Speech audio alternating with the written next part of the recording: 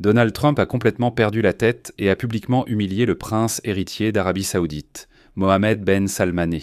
Trump a soudainement déclaré que Ben Salman devait, excusez-moi, lui lécher les bottes et être très gentil avec lui pour que les États-Unis continuent d'être un allié et un partenaire de l'Arabie Saoudite.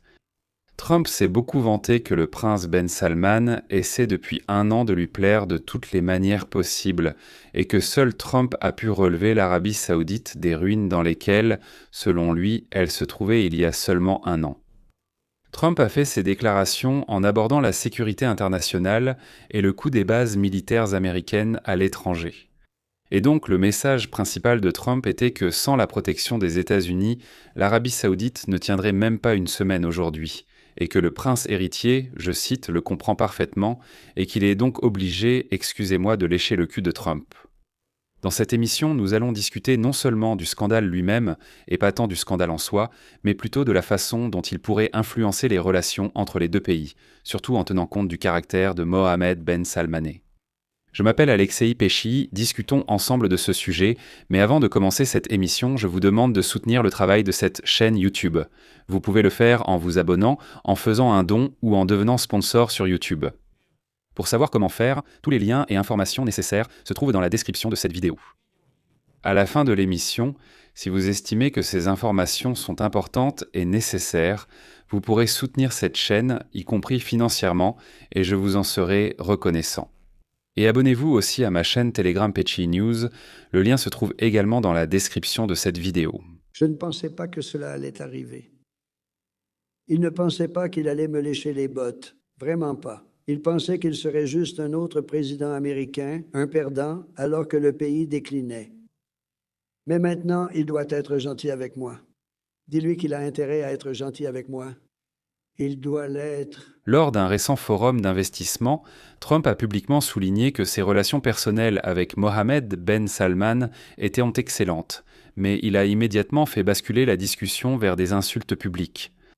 Trump se souvenait que lors de sa visite en Arabie Saoudite au printemps 2025, le prince saoudien Ben Salman, soi-disant, je cite, « me tenait sans arrêt les deux mains, et j'ai dit, je crois qu'il m'aime bien ».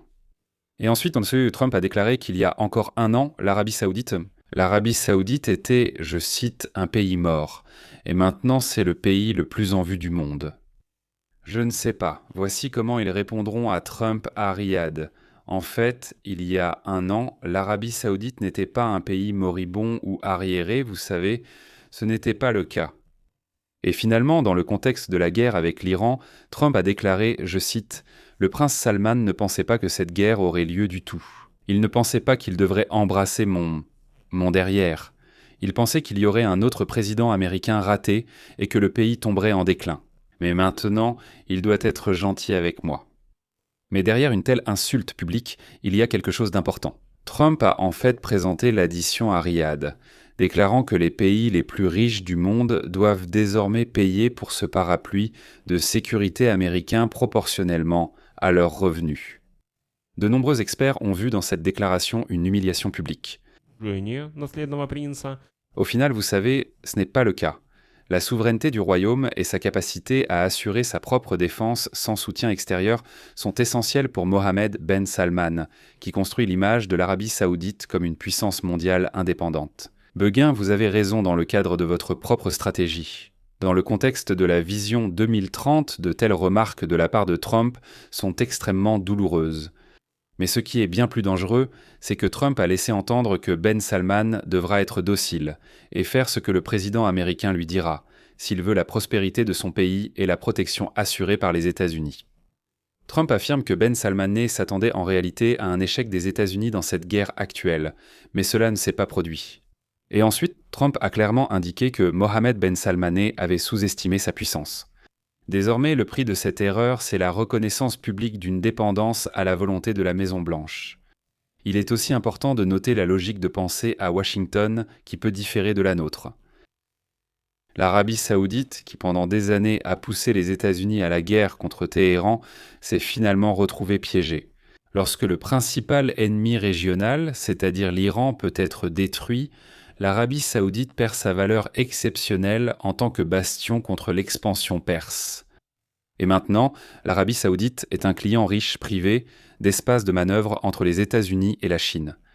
Trump a clairement dit que le prince ne pensait pas que la guerre éclaterait si vite. Et maintenant, Ben Salman n'a plus d'alternative. Soit une loyauté totale envers Washington, soit il se retrouvera seul face à ce chaos dans la région. En gros, si jamais Trump peut simplement partir, déclarer qu'il a terminé la guerre et qu'il a gagné, et ce seront les acteurs régionaux, en premier lieu l'Arabie saoudite, qui devront gérer tous les problèmes. La confirmation que Trump a l'intention d'établir un contrôle absolu sur la région est fournie par une information interne de son journal préféré, le New York Post, daté du 27 mars. Et donc, selon les informations du journal, Trump prévoit de renommer le détroit d'Ormuz en son propre honneur, après avoir établi un contrôle militaire total sur celui-ci. Cette décision transforme définitivement le golfe Persique en une zone d'intérêt américaine. L'Arabie saoudite, dont la prospérité dépend de l'exportation de pétrole par ce détroit, se retrouve en fait privée de souveraineté sur ses eaux territoriales dans ce cas. Toute tentative de Riyad de jouer l'indépendance sera désormais réprimée par un rappel de Trump que le prince devra, encore une fois, pardonnez-moi, lécher le cul. Le président des États-Unis pour que ses pétroliers puissent même sortir dans l'océan, parce que ce sera le détroit de Donald Trump. Vous comprenez la logique. Trump a publiquement démontré qu'il considère Ben Salman non pas comme un grand homme, mais plutôt, si vous voulez, comme un héritier chanceux dont le statut ne tient que grâce aux baïonnettes américaines. Et il est important de noter ici que la phrase de Trump, « Kissing my ass », embrasser mon derrière, porte un préjudice irréparable à l'autorité du prince, dans une région où la notion d'honneur personnel du dirigeant est fondamentale. Cela peut bien sûr provoquer un tel mécontentement interne parmi les élites saoudiennes, qui ne sont pas habituées à un traitement aussi grossier de la part d'un allié. Mais excusez-moi, c'est le Moyen-Orient.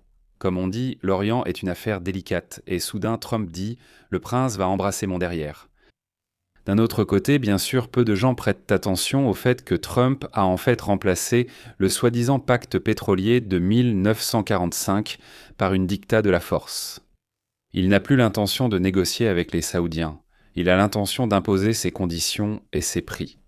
Je vais l'expliquer pour ceux qui ne le savent pas. Le fondement des relations entre les États-Unis et l'Arabie saoudite a été posé précisément en février 1945 à bord du croiseur Quincy. On l'appelle aussi le pacte de Quincy.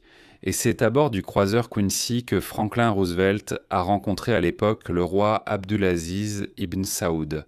À ce moment-là, un pacte tacite a été conclu. Les États-Unis garantissaient la sécurité militaire du royaume en échange d'un accès ininterrompu au pétrole à des prix raisonnables. Mais comme vous le savez, Trump s'en vante bruyamment, les États-Unis ne dépendent plus du pétrole saoudien et cela change considérablement la situation. De plus, on peut qualifier la stratégie de Trump de loyauté forcée, car même après une telle insulte, à court terme, nous verrons une série de soi-disant gestes de bonne volonté de la part de Riyad. Il s'agira de nouveaux achats d'armes de plusieurs milliards de dollars et d'investissements dans les infrastructures américaines. Eh bien, parce que cela a déjà été convenu l'année dernière et que le processus est lancé.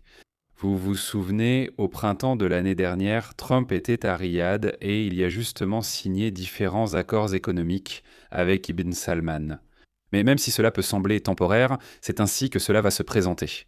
Mais en réalité, Trump prépare le terrain pour un conflit profond et latent. Bin Salman ne l'oubliera pas et cherchera sûrement à forger secrètement des alliances avec la Chine et la Russie pour compenser la perte de prestige. Je rappelle que lorsque les États-Unis ont accusé Bin Salman du meurtre de Khashoggi, Bin Salman a ostensiblement enlacé Vladimir Poutine, montrant ainsi que, puisque vous m'avez accusé, j'ai trouvé un nouvel ami. Que va-t-il se passer ensuite ? Вы знаете, несмотря на риторику... Les deux parties ont tout de même besoin l'une de l'autre. Trump a besoin de l'argent saoudien pour stimuler l'industrie américaine et Bin Salman a besoin des technologies américaines et du soutien face à l'Iran.